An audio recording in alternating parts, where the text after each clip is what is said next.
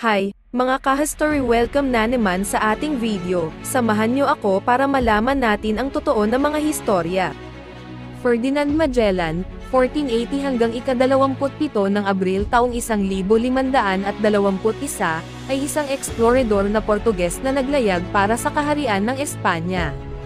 Siya ang kauna-unahang nakapaglayag mula sa Europa pakanluran tungo sa Asya, ang unang Europeo na nakatawid ng karagatang Pasipiko, at ang namuno ng unang ekspedisyon para sa circumnavigation ng daigdig. Bagaman nasawi siya laban sa puwersa ni Lapu-Lapu sa pulo ng Mactan sa Pilipinas, 18 sa kanyang mga tripulante at isang barko ang nakabalik sa Espanya noong 1522, at natupad ang pangarap na paglibot sa buong mundo. Isinilang si Ferdinand Magellan sa Sabrosa, Portugal noong taong 1480. Pumanaw ang kanyang magulang nung siya ay 10 taong gulang pa lamang.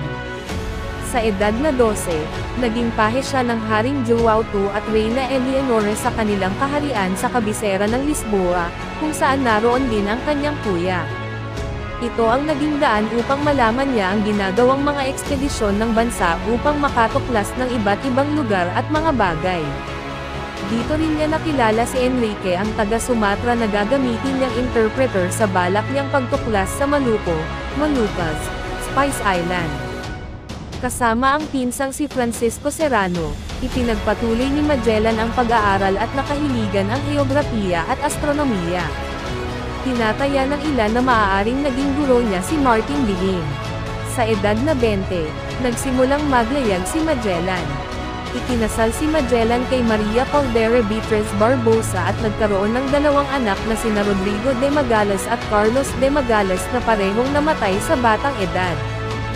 Galing sa Portugal papunta sa Spain. Sa 15th century mas mahalaga ang mga spices kaysa sa ginto. Dahil hindi kaya tumubo ng mga spices sa malamig na klima, ang mga Europeans ay madalas makikipagkalakan.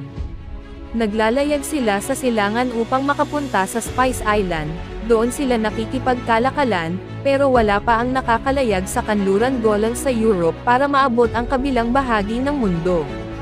Si Ferdinand Magellan ay determinado na gawin iyon. Noon naniniwala ang mga ibang tao na ang mundo ay pantay, flat, subalit naniniwala si Ferdinand Magellan na ang mundo ay bilog. Malimit siya alimuha rin ng mga tao dahil sa kanyang paniniwala. Sa halip na magalit siya sa mga tao na inaalimuha rin siya, ginamit niyang motivation iyon. Mas naging determado si Ferdinand Magellan na patunayan na bilog ang mundo. Humingi ng tulong si Ferdinand Magellan kay King Manuel, hari ng Portugal, para sa kanyang westward voyage, papuntang Spice Island. Ngunit hindi sinuportahan ng hari ang kanyang gusto. Noong 1517 tinakwil ni Ferdinand Magellan ang kanyang nasyonalidad at humingi ng tulong sa Espanya. Sinuportahan ni King Charles I, hari ng Spain, ang westward voyage ni Ferdinand Magellan. Kumuha ng 10 barko, La Trinidad, San Antonio, Concepcion and Victoria, si Ferdinand Magellan. Ang kanyang mga tripulante ay mga dating kriminal dahil walang Espanyol na gusto makitrabaho ang isang Portuguese. September 20, 1519 na Ferdinand Magellan kasama ang mga barko naglayag sa Brazil papuntang South America, nagkaroon ng pag-aalsa sa barko, isa sa mga barko ay lumubog sa kabila ng pag-aalsa ng tao. Patuloy pa din ang lakbay, nakahanap si Ferdinand Magellan ng ruta papuntang Pacific.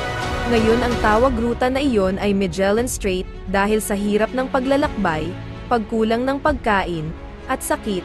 Isa sa mga barko ay bumalik sa Spain, 3 barko na lang ang natira sa expedition. Sa Marso taong 1521 nakaating si Ferdinand Magellan sa Humonhon Island, Philippines.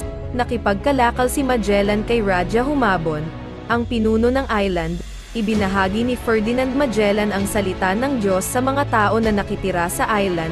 Naging magkaibigan si Magellan at si Raja Humabon, at dahil doon napasama si Ferdinand Magellan sa digmaan ng Hamahon at Matan, sinubukan sakupin ni Ferdinand Magellan ang Mactan, subalit nung nalaman yun ni Lapu-Lapu, ang pinuno ng Mactan, Pinulo niya ang kanyang hukbo, gumamit sila ng sandata para kalabanin si Ferdinand Magellan at ang kanyang kawal, sa huli namatay si Ferdinand Magellan sa laban.